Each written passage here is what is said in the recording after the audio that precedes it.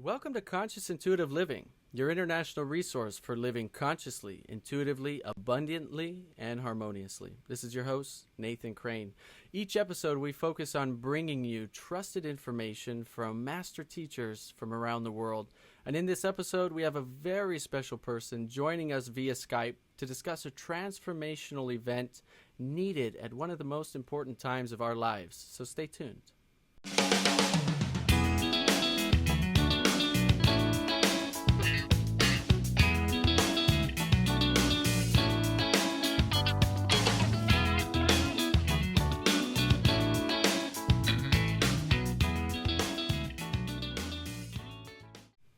Our guest today is Panache Desai. Panache is a world-renowned speaker, healer, and leader on the topics of consciousness and infinite potential. Panache, thanks so much for joining us. Nice to be here, Nate. Thanks for having me. Hey, absolutely, man. You've got a very interesting story, and it's pretty amazing. Can you share a little bit more about really how you got to where you are now? Sure. It started before my birth. When my mother was 3 months pregnant with me, she went to an ashram in India to be blessed for my birth. And so in India, we have this tradition of living saints. And basically, she met with one of these beings and blessed me in the womb and just told her that, I'd be coming back to facilitate consciousness, to facilitate this evolution that would be unfolding now. And so it was kind of all laid out before me.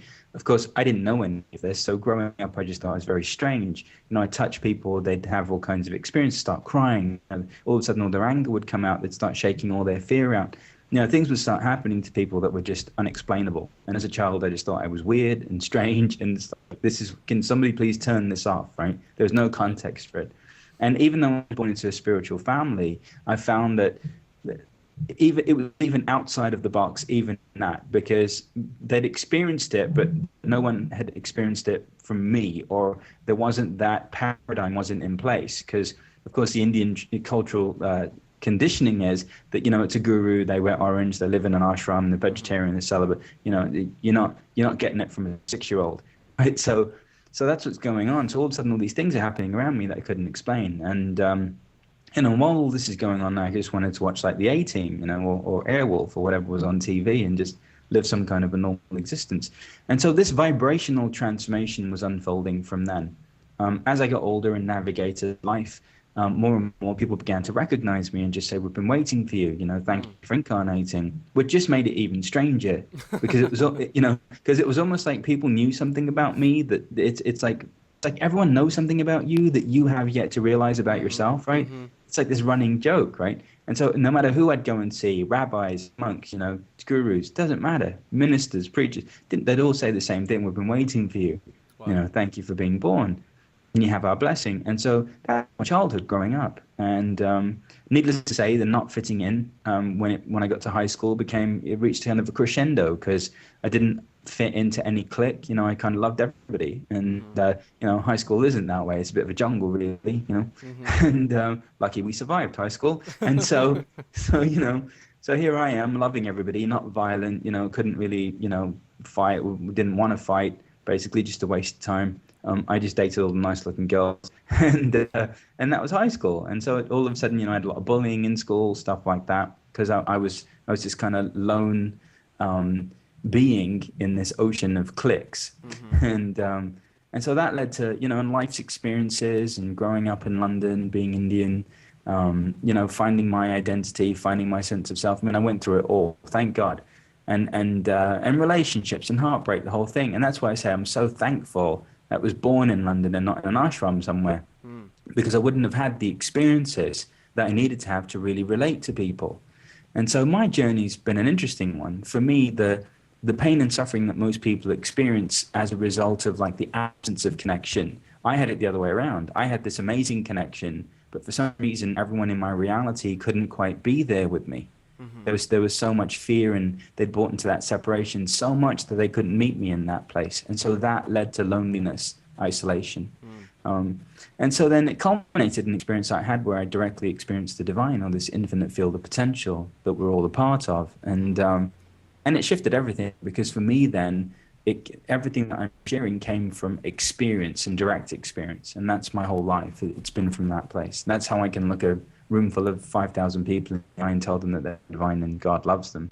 and let them know that they're infinite beings because I've experienced it. Mm-hmm. And so along with that experience came an understanding of this energy and this greater gift that had been unfolding through me my whole life, that I was in denial of. And then there came an acceptance. And then as the acceptance arose, more and more people found out about what was happening. People would sit with me, didn't have money, all of a sudden they'd have money.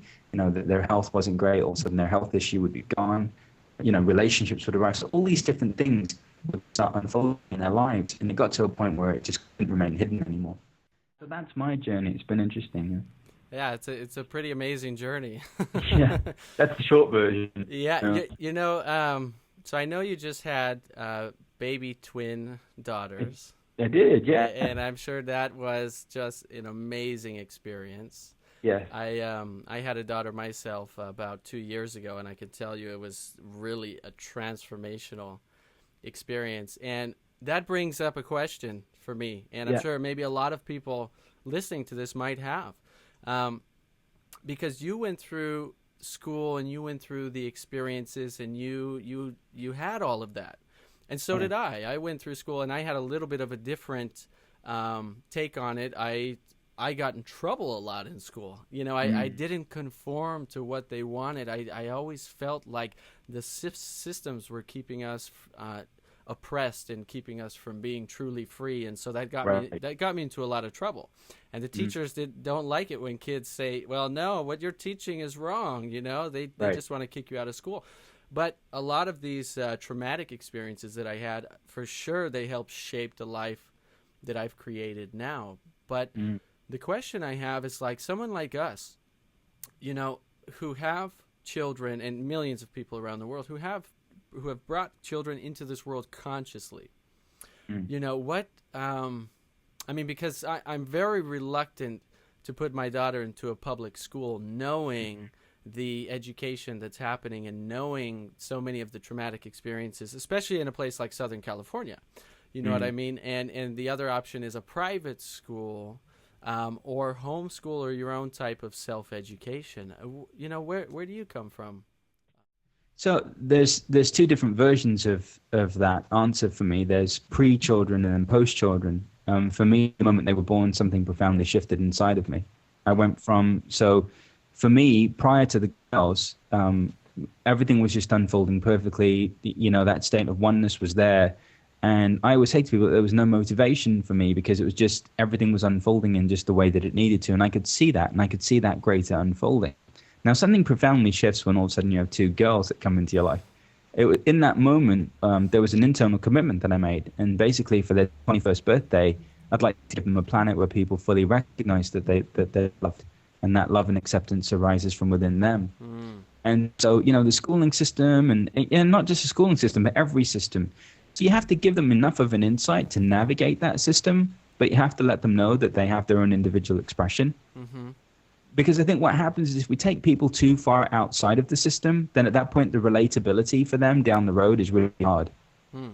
It's almost like Nathan, like these children that we've had, like we really don't need to parent them. They're going to parent us. Sure. Yeah. Right. Yeah. Like, so they're going to run the show, right, brother? And so we just have to give them the room, kind of let them run the show. Exactly. Which personally I was grateful for, with my mom and dad.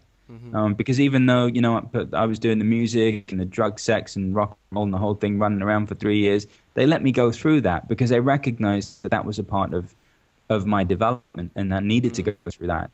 Right. And I'm grateful for that because that allowed me to be relatable. And so all of these experiences, high school, bullying, all these things, right? Homeschooling. I mean, all these things ultimately are experiences that they're going to cultivate for themselves to be relatable, to deliver what they're here to deliver to a greater world. And so we're just going to let them show us what they want to do. And you better believe it, they'll be telling you. I'm already seeing it with my 2-year-old. You don't stand a chance. I've got two of them. It's game over for me in my house. Double trouble for you, man. That's right. It's wonderful, though. I mean, it's such a blessing. Congratulations on your daughters. You. Yeah. You speak a lot about the infinite potential, and I know I've experienced that a lot in my own life. And, I consider that, connecting to that deeper level of consciousness within ourselves. How would you explain that to people, and maybe some tips even, and how they can start experiencing that more? ultimately it's a choice that we all have this piece of us inside of us. It's extraordinary. That's all incomplete. But we don't operate from that. We operate from those parts of us that are unresolved or needy or, wounded. And so it's a choice. It's choosing consciously to come from that place of extraordinary. So what I would invite people to do is just close your eyes and just take some breaths and just tap into that place inside of you that is already extraordinary, that's already abundant, that's already healthy and vital, that's already connected to source, because it's there. As much as the insecure piece is there, as much as the piece that's afraid is there, or the piece that's angry, or the piece that's sad or depressed, as much as all of that is there, so is extraordinary. And so it's a moment-to-moment conscious just awareness of choosing extraordinary. Because what happens is we've empowered every other state of being of extraordinary. And so what I've had the pleasure of doing is just reminding people that it's inside of them and then supporting them to consciously choose it. So before you make a decision in your life, choose that place of extraordinary within yourself. It's a feeling, right? When you get in touch with it, your shoulders go back. Your whole body language changes. The way you interact with the world completely shifts because you're not coming from a place of victimhood. You're coming from a place of empowerment, right? And so that infinite potential is our natural state. It's just we don't live from it. We don't access it. And so the other thing that's really been helpful is that vibrationally, what we started to do is lovingly start dissipating and dissolving all that fear and that sadness and anger that's accumulated in people's systems so that they can come back to their natural state of being. And so it's a twofold process of choosing extraordinary, but also dealing with yourself on a vibrational level so that you can come into that state more, and then it becomes your new normal. Mm-hmm. Then it becomes the place where you live from all the time. And people's lives are just completely altered. It's just amazing. And they're different. They are more themselves than they've ever allowed themselves to be. Mm-hmm. Right. Yeah, I can feel exactly what you're talking about. And you're right that your life completely transforms. I mean, I'm doing things now I never could have imagined, and meeting people and talking with, amazing master teachers. And it's tapping into that infinite potential like you speak about. And you have an amazing event coming up on 12/12/12, and some people, actually a lot of people, I actually got an email the other day, believe that date symbolizes doom and gloom and the end of the world, and it's this email that I'll share really quick from this woman. She said, I'm trying to learn as much as I can right now, so please don't allow questions on your teleconferences and things like that. I just want to listen and learn because I only have so much time before December. And I could tell she was coming from a place of anxiety and fear and stress. And, in my opinion, that date is not about the end of the world at all. But I'd love to hear from your opinion what that date is all about, and your event that's happening on that date as well. Yeah, so it's not the end of the world. We've got Ryan Seacrest, so New Year's Eve, the ball is still full, and 2013 will arrive, and that's the good news. What it is a day of infusion, vibrational infusion. And the reason why I'm having the gathering from December 7th through 10th is to prepare people for that vibrational infusion. People just like that lady who have those questions, who are caught up in those fear-based scenarios. We're coming to the end of an age, and what I would like to do is invite people to start this age how we mean to finish it. So let's start by embodying love. Let's start by being peaceful. Let's start by being abundant. Let's begin it by being healthy and vital. Let's begin it how we mean to go on. And so Exponential Potential is a 4-day conference designed to bring that state of experience into being. You can have money. You can be healthy. You can have relationships at work. Can be connected to the divine. You can evolve in who you are on every level. And all of that actually is a reality. It's not just a promise, it's a reality. And so for those people that are ready to shift out of surviving and maintaining into thriving, Exponential Potential is for you. And it's a vibrational gathering. It's a vibrational shift that we undergo. Because shifting on a mental level is not enough. A mental level of understanding with someone like that is going to make a difference. But you can directly experience your abundance. You can directly experience your health and vitality. You can directly experience that part of you that loves itself or that greater connection. Then you're already ahead of the curve. And that's what we want. We want to empower people to live effective and efficient lives. And vibration transformation is a tool that allows us to do that. It's that solution. It's bringing this time. And so 12 is a day celebration. Don't panic. It's okay. The world's going to end, you know. Or panic. Either way, the world's not going to end, you know. but it's probably not going to make your life any more enjoyable, though, I'm sure. Right. But some people like panicking. So if you like panicking, panic. You know, I don't want to take your panic away. If you like it, you know, go for it. Yeah. Well, you know, I really recommend everybody listening to this, if you feel called to, go check out Panache's event. There's links below this video. Click on it. Go to Panache's website. It's panachedesai.com. And get involved with what he's doing. I've been following Panache for a while now, some of his webcasts, and he's truly a genuine teacher, and I'm sure you can sense that from this call. You can feel being in that vibration when you're around these types of master teachers will help change and transform and increase your own vibration too. And so really recommend you to get in touch with Panache and attend his event and take a look at his website. So Panache, thank you so much. Anything else you'd like to leave the callers with today, or the listeners? No, you're not broken. You don't need fixing. You don't need healing. You don't need teaching. It's just time for you to access everything that's resided within you. If you're ready to have all that and to live that full expression of who you are, then join me and access your exponential potential. And as always, I love you all, and thank you for loving me. And thanks to Nate for this awesome time. Yeah, thank you. Thank you, everybody. Thanks for tuning in. Stay tuned for the next episode of Conscious Intuitive Living.